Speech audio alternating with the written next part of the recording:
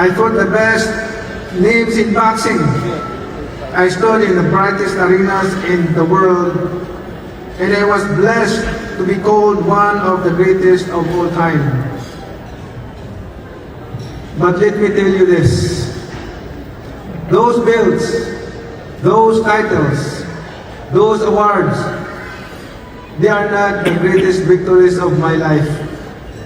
Because the greatest victory is this, faith in God. There were fights I won but still felt empty. There were moments of success but I knew something was missing. And I realized that true greatness is not about how many championships you win, but about how strong your faith is when the fight is over. Victory is not the belt. Victory is not the title. Victory is not the applause of the crowd.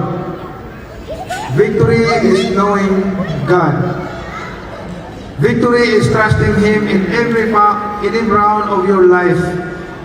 Victory is rising every time you fall because you know He is with you.